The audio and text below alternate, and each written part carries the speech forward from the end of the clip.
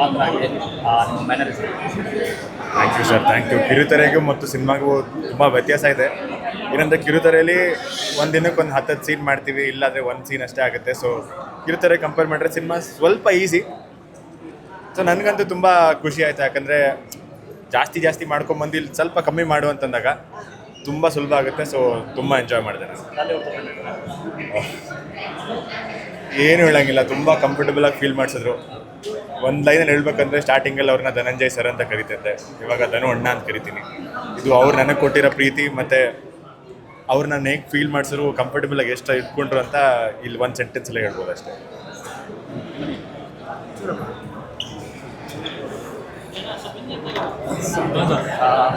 ಮೊದಲ ಸಿನಿಮಾ ಸಾಕಷ್ಟು ನಿರೀಕ್ಷೆ ಆಯಿತು, ಬಟ್ ಜನರ ರೆಸ್ಪಾನ್ಸ್ ನೋಡಿ ಡಬಲ್ ಖುಷಿಯಾಗಿರೋ ಥರ ಕಾಣಿಸ್ತೇನೆ. ಯಾಕೆಂದರೆ ಅಲ್ಲಿ ನಿಂತು ನೋಡ್ತಾ ಇದ್ದಾರೆ ಯಾವ ರೀತಿ ರೆಸ್ಪಾನ್ಸ್ ಕೊಡ್ತಾರೆ ಅಂತ ಎಷ್ಟು ಖುಷಿ ಆಯಿತು. ಮೊದಲನೇದಾಗಿ ಎಲ್ಲರಿಗೂ ನಮಸ್ಕಾರ. ನನ್ನ ಹೆಸರು ತನುಜಾ ವೆಂಕಟೇಶ್.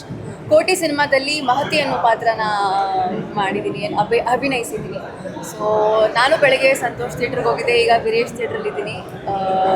ಜನರು ತುಂಬ ಅದ್ಭುತವಾಗಿ ರೆಸ್ಪಾನ್ಸ್ನ ಕೊಡ್ತಾ ಇದ್ದಾರೆ. ಒಂದು ಕಾನ್ಫಿಡೆನ್ಸ್ ಇತ್ತು ಒಂದು ಒಳ್ಳೆ ಸಿನಿಮಾ ಮಾಡಿದ್ದೀವಿ ಅಂತ.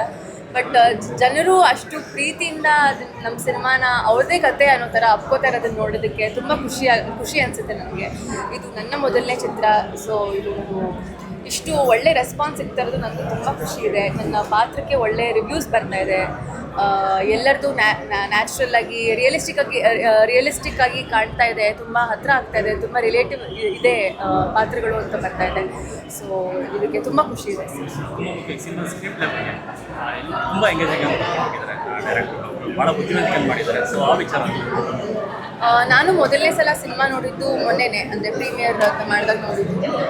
ನನಗೆ ಆ್ಯಸ್ ಅನ್ ಆಡಿಯನ್ಸ್ ಒಂದು ಮಿಡಲ್ ಕ್ಲಾಸಲ್ಲಿ ಬೆಳೆದಿರೋ ಒಂದು ಹುಡುಗಿ ಆಗಿ ತುಂಬ ಕನೆಕ್ಟ್ ಆಯಿತು. ಎಲ್ಲೂ ಬೋರ್ ಅಂತ ಅನಿಸಿಲ್ಲ ನನಗೆ. ಎಲ್ಲೂ ಇಲ್ಲ ಈ ಸೀನ್ ಬೇಡವಾಗಿತ್ತು, ಆ ಸೀನ್ ಬೇಡವಾಗಿತ್ತು ಅಂತ ಏನೂ ಅನಿಸಿಲ್ಲ ನನಗೆ. ಸಿಕ್ಕಾಪಟ್ಟೆ ಇಷ್ಟ ಆಯಿತು. ತುಂಬ ರಿಲೇಟ್ ಮಾಡಿಕೊಂಡೆ ನಾನು. ಅಂದರೆ ನಮ್ಮ ಮನೇಲಿ ನಡೆಯುವಂಥ ಎಷ್ಟೋ ಘಟನೆಗಳು ನಮ್ಮ ಸಿನಿಮಾಲಿ ನೋಡ್ಬೋದು, ನೀವು ರಿಲೇಟ್ ಮಾಡ್ಕೋಬೋದು.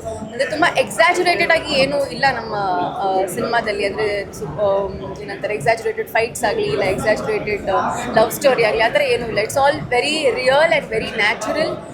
ನಿಮಗೆ ಹತ್ತಿರ ಆಗುವಂಥ ಒಂದು ಸಿನಿಮಾ.